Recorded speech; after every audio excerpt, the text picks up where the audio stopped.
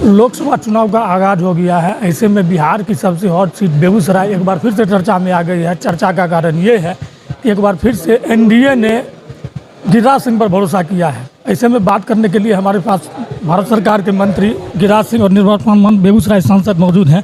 Sir, एक बार फिर से एनडीए ने आप पर भरोसा किया है, तो इस बार किस तरह से कैंपेनिंग चल रहा है, चुनाव का क्या माहौल लग रहा है?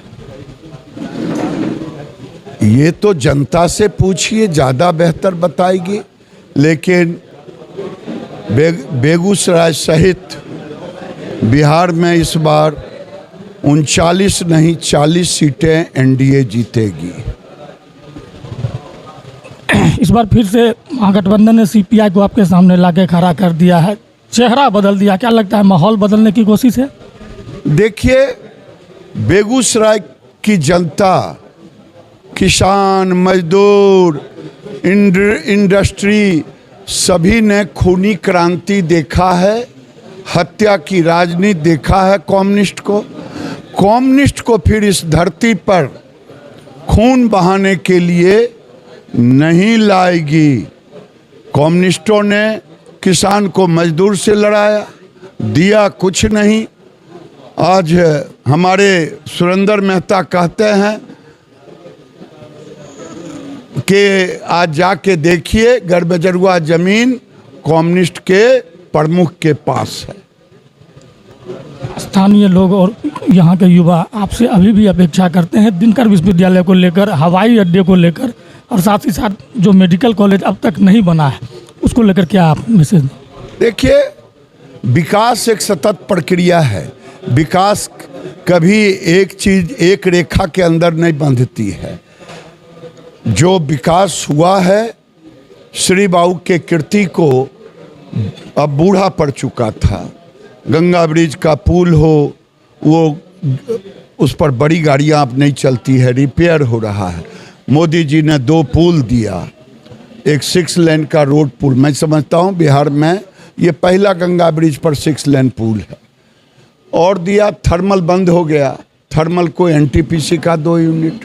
फर्टिलाइजर बंद हो गया, इन्हीं कम्युनिस्टों के कारण। फर्टिलाइजर को 10,000 करोड़ लगा के बना। रिफाइनरी 1 मिलियन पर आके आया था, डंपिंग यार्ड बन रहा था, उसको अब 9 मिलियन पर जा रहा है। 25,000 करोड़ लगा करके, और 9-10 हज़ार करोड़ बिहार सरकार को भी क्रूड एंट्री टैक्स से जाता है। तो ये एक विकास की प्रक्रिया है। सांभो में पुल सेक्शन हो गया, मुंगेर पुल बन करके लोग आ रहे हैं, जा रहे हैं। एनएच पर 4 लेन बन रहा है, ऊपर एलिवेटेड रोड बन रहा है, ईएसआई हॉस्पिटल, कई ऐसे विकास के। लेकिन विकास एक सतत प्रक्रिया है। जो मांगे हैं, मेडिकल कॉलेज की मांगे, उचित मांगे हैं, वो होगा। चाहे हवाई अड्डे का हो, उस पर भी बिहार सरकार से ज़मीन का करा करके फिर नया टेंडर होगा। एक बार टेंडर हुआ था, कोई आया नहीं। तो इस ढंग से प्रक्रिया चलते रहेगी, विकास होते रहेगी, विकास की गंगा बहती रहेगी। विपक्ष अभी भी मोदी की गारंटी मांगता है, जबकि कई तरह की योजनाओं को केंद्र ने बेगूसराय को ही दिया, और बेगूसराय के साथ साथ कई राज्यों का यहाँ से लोकार्पण किया। इसको कैसे देखिए, कौन हमसे हिसाब मांगता है? जिसने विनाश किया है बेगूसराय में, कम्युनिस्ट पार्टी। विपक्ष जिसने जंगल राज बनाया था।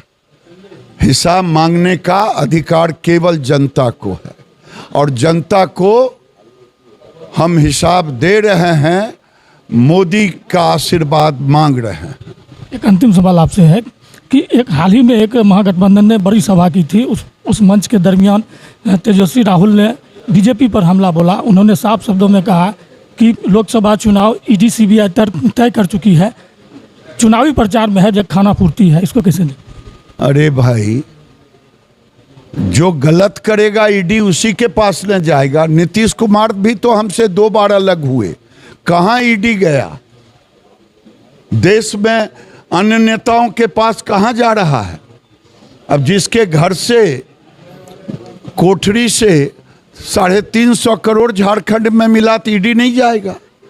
नौकरी के बदले जमीन लिया तो ईडी नहीं जाएगा।